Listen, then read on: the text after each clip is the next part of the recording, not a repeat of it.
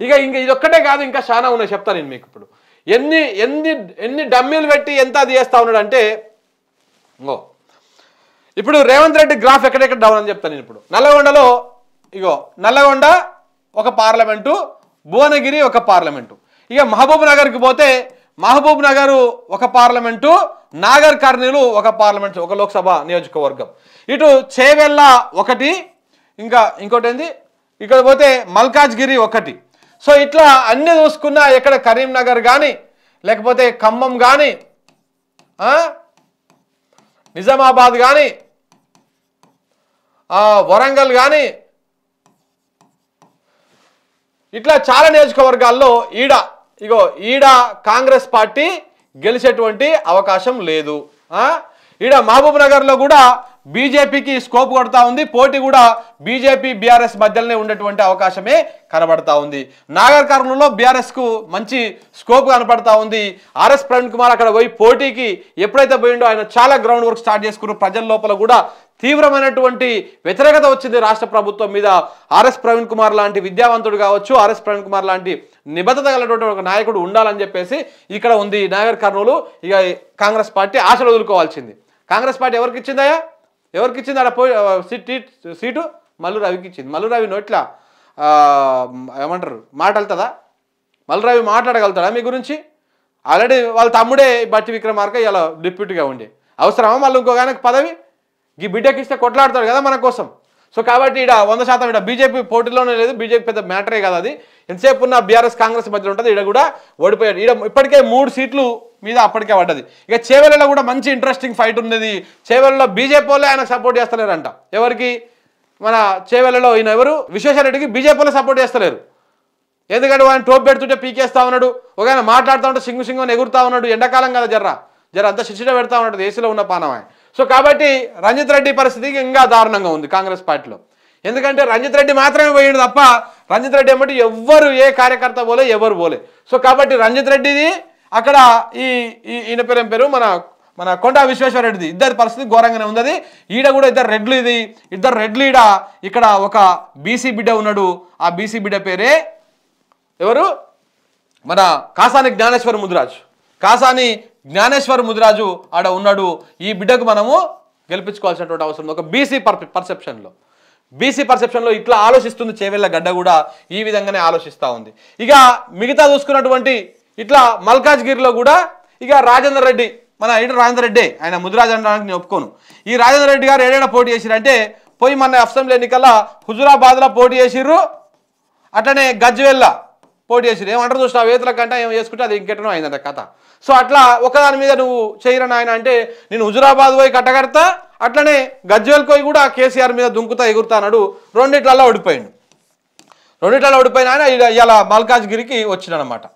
ఇక మల్కాజ్గిరి నుంచి పోటీ చేద్దామని చూస్తా ఉన్నాడు. మల్కాజ్గిరిలో ఎందుకంటే ఇప్పటికే ఒక పర్సన్ని, ఒక నాన్ లోకల్ పర్సన్ని తీసుకొచ్చి కొడంగల్ నుంచి తీసుకొచ్చి మల్కాజ్గిరిలో గెలిపించుకుంటే ఆయన గెలిచినాడు కనపడ్డాడు నియోజకవర్గంలో, ఇప్పటిదాకా కనపడలే. మళ్ళీ ఇప్పుడు ఏంది మళ్ళీ మనమే గెలుస్తున్నామని చెప్పేసి ఇంకొక డమ్మీ క్యాండిడేట్ తీసుకొని పెట్టిండాడు కాంగ్రెస్ పార్టీ. సో కాబట్టి ఈడ కూడా బీజేపీ వర్సెస్ బీఆర్ఎస్ మాత్రమే ఉంటుంది. ఈడ కూడా బీఆర్ఎస్కే ఎడ్జ్ కనపడుతుంది. ఇట్లా ఏడ చూసుకున్న కరీంనగర్లో అయితే ఇంకా 100% మన బండన్నకు ప్లస్ వినోద్ కుమార్ గారికి మాత్రమే పోటీ ఉంటుంది. డమ్మీ క్యాండిడేట్ కూడా దిక్కు దివాన్ లేదు. ఈడ కూడా చాలా ఇంట్రెస్టింగ్ ఫైట్ ఉండేటువంటి అవకాశం ఉంది. ఈడ కూడా ఆల్మోస్ట్ బీఆర్ఎస్ వైపే ప్రజలు అక్కడ మొగ్గు చూపుతా ఉన్నారు. ఖమ్మంలో ఇప్పటిదాకా టికెట్ అనౌన్స్ చేయలే. టికెట్ అనౌన్స్ చేసినాక వాళ్ళు కొట్లాడుకుంటారు. ఆడ కాంగ్రెస్కు ఎవరికి ఇచ్చినా కాంగ్రెస్ గెలిచే స్కోప్ ఉన్నా అది పొంగులేటి సపోర్ట్ చేస్తే గెలుస్తుంది, లేకపోతే అది పీక్తుంది. అది ఆ కథ. ఇక నిజామాబాద్లో కూడా మంచి ఇంట్రెస్టింగ్ ఫైట్ ఉండేటువంటి అవకాశం ఉంది. నిజామాబాద్లో అరవింద్ మీద పసుపు రైతులలో తీవ్రమైనటువంటి వ్యతిరేకత వచ్చింది. అది కూడా ఇంట్రెస్టింగ్ ఫైట్. కడియం మాత్రం ఈ వరంగల్ మాత్రం 200% బీఆర్ఎస్ పార్టీ గెలిచేటువంటి స్థానంలో ఇది ఒకటి ఉంటుంది. ఇక దీంతో పాటు మెదక్ అయితే మెదక్ గురించి మనం పెద్ద చెప్పాల్సిన అవసరం లేదు. రఘునందన్ మీద అసలు ఏమాత్రం కూడా అది లేదు. ఇక ఆడ ఉన్నది ఒక బీసీ బిడ్డని అయినా కానీ ఒక డమ్మీ క్యాండిడేట్ లెక్క తీసుకొని పెట్టిరు. ఆయన బలిపశువుని చేసిరు మెదక్ కూడా అక్కడ. అది ఎందుకంటే బేసిక్ కేసీఆర్ నియోజకవర్గము, హరీష్ రావు నియోజకవర్గము, ఇదంతా ఎంఐఎం ఉన్నటువంటి నియోజకవర్గం. దట్టు ఆడ ఉన్నటువంటి అసెంబ్లీలలో దాదాపు 6 అసెంబ్లీ స్థానాలు బీఆర్ఎస్ ఉన్నాయి. ఒక మెదక్ మాత్రమే మన హాఫ్ టికెట్ బ్యాచ్ ఉన్నది. సో కాబట్టి ఈ విధంగా ఇక్కడ గెలిచేటువంటి స్కోప్ ఉన్నది. ఏ లెక్క ప్రకారం చూసుకున్నా, ఏ ప్రకారం చూసుకున్నా కానీ కాంగ్రెస్ పార్టీకి ఎట్లా చూసుకున్నా కానీ 3 నుంచి 4 దాటేటువంటి అవకాశాలు కనపడతలేవు. సో కాబట్టి ఈ లెక్క ప్రకారమే ఇక మనోడి లోపల గొంతు స్వరం మారిపోయింది, స్వరం మారింది.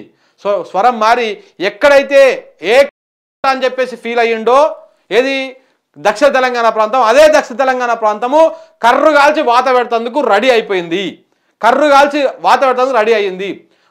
మహబూబ్నగర్ బిడ్డలకు, మా నల్గొండ బిడ్డలకు ఇది ఒక అద్భుతమైనటువంటి అవకాశం. ఎందుకంటే మన మీద ఒక అపవాదం ఉంది, మనం మోసపోయినాము, మనం అమాయకులం అని చెప్పేసి మన మీద ఒక అపవాదం ఉంది. ఇప్పుడు మనం దాన్ని తూడ్చివేసుకునేటువంటి అవకాశం మనకు వచ్చింది.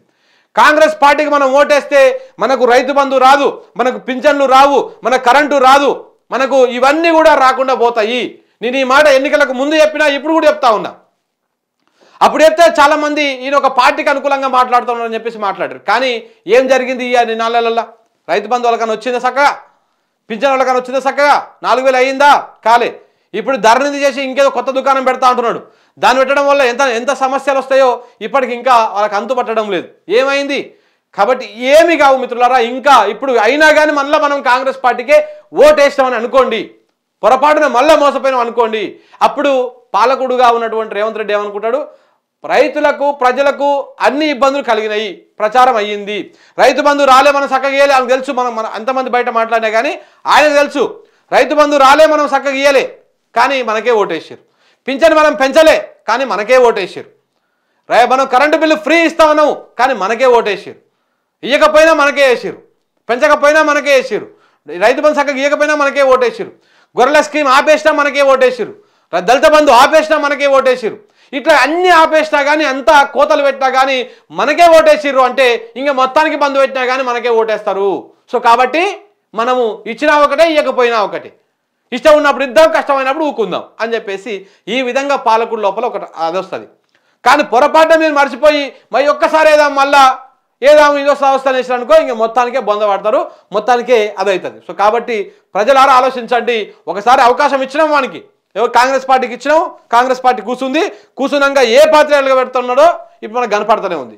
ఇప్పుడు దాని నుంచి మనము దాన్ని బుక్కుబట్టి 5 ఏళ్ళు గట్టిగా ప్రజల కోసం పనిచేయి, ప్రజల కోసం ఫైట్ చేయి, ప్రజల గురించి మాట్లాడు, ప్రజలకు కష్ట సుఖాలు రాకుండా చూసుకో అని చెప్పేసి ఏదైతే మనం చేయాలనుకుంటామో అప్పుడు దానికి ఇప్పుడు కర్రు కాల్చి వాత పెట్టి దాన్ని ఏ 2-3 స్థానాల్లో పరిమితం చేస్తే కడుపులో భయం పెట్టుకొని వామ్మో మమ్మల్ని గెలిపించిన వాళ్ళే మమ్మల్ని అంతే మళ్ళీ మా ముడ్లు సడులు తిరిగి మేము మూలకు పడ్డాము అని చెప్పేసి ఒక భయం పెట్టుకొని పనిచేస్తారు. అప్పుడు పింఛన్ పెరుగుతుంది, రైతు బంధు పెరుగుతుంది, కరెంటు చక్కగా వస్తుంది, అన్ని చక్కగా వస్తాయి, మనకు బోనస్ వస్తుంది, అన్ని రకాలుగా ప్రజలకు ఇబ్బందులు ఉండవు. లేకపోతే మొత్తానికి బొంద పెట్టి ఆగం చేసేటువంటి ప్రయత్నం 100% చేస్తారన్నమాట.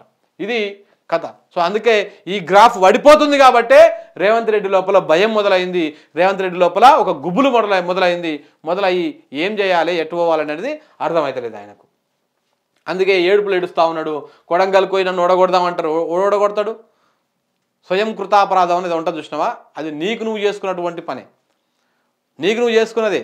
అధికారం నీ చేతులకు వచ్చినప్పుడు ఇదే పని కేసీఆర్ చేతులకు అధికారం వచ్చినప్పుడు చేయాలంటే ఇలా నీ ఉత్తమ్ కుమార్ రెడ్డి షిప్ప ఊచలు లెక్క పెడతా ఉండే, కోమటిరెడ్డి వెంకటరెడ్డి ఊచలు లెక్క పెడతా ఉండే, వీళ్ళందరూ మంత్రులుగా పనిచేసేవాళ్ళు.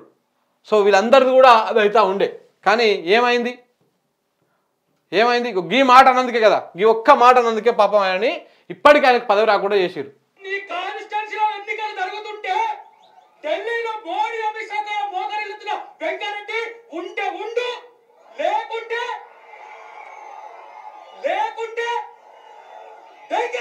అది ఈ ఒక్క మాట ఈ దళిత బిడ్డ అన్నందుకు ఇప్పటిదాకా ఏ పదవి లేదు, ఏ పదవి రాదు కూడా. చూడండి, ఇంకా మీరు కాంగ్రెస్ ప్రభుత్వం దిగిపోయిందాక, రేవంత్ రెడ్డి దిగిపోయిందాక ఈయనకి ఏ పదవి రాదు, రానివ్వరు. ఏ పుసుకులు ఏదైనా వచ్చిరంటే లాస్ట్కి వ్యతిరేకత వస్తున్నది కాబట్టి వస్తుంది అని చెప్పేసి రావడం తప్ప ఇక అంత పడంతరం ఆయనకు వచ్చేటువంటి అవకాశమే లేదు.